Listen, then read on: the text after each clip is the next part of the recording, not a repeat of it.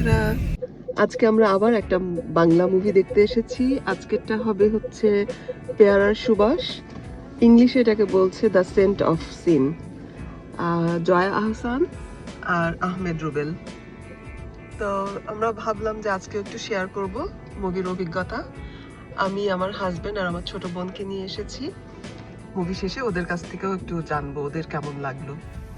বন্ধুরা, এই যে আমি আর আমার বোন।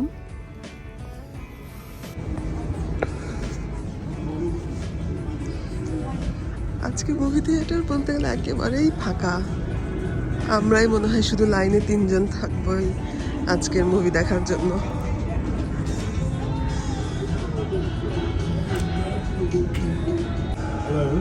Bengali movie The Pyara Subhash. The Saint of scene.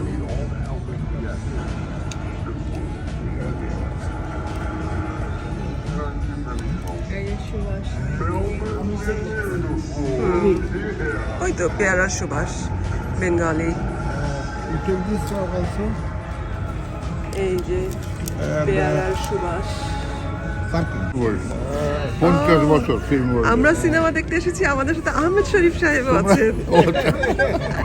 না, একটু নিলাম আপনার পারমিশন নিয়ে। হ্যাঁ, আমরাও দেখতে এসেছি, ভাবলাম যে একটু আমরা শেয়ার করব যে কেমন লাগে এখানে দেখতে মুভিটা। আমার তো খুব এনজয় করি, আমি বাঙালি ছবি চলছি, আমি বাঙালি আমেরিকা বসে ছবি দেখছি, রিয়েলি আমার কাছে খুব ভালো লাগে।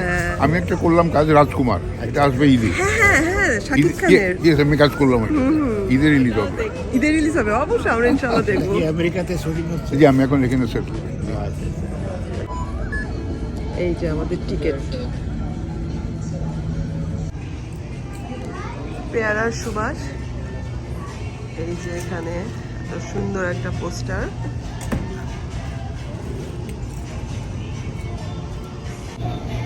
এই যে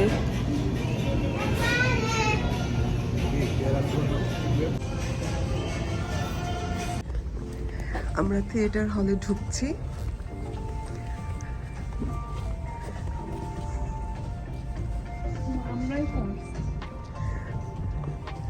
বাংলা থিয়েটার, বাংলা মুভি, এই জন্য কোনো দর্শক নাই, তবে আহমেদ শরীফ, ওনার ফ্যামিলি, আর মনে হচ্ছে আমরা।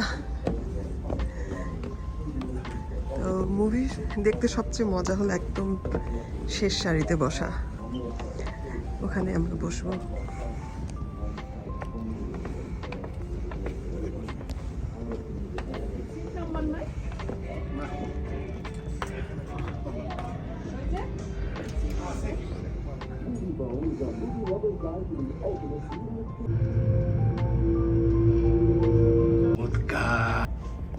আজকে যে সিনেমাটা দেখলেন কেমন লাগলো? এটা জঘন্য সিনেমা। এখানে কোনো গল্পের ধারাবাহিকতা নাই, কোনো ডায়লগ নাই, কোনো আবহাওয়া মিউজিক নাই, ঘটনার সঙ্গে ঘটনার মিল নাই।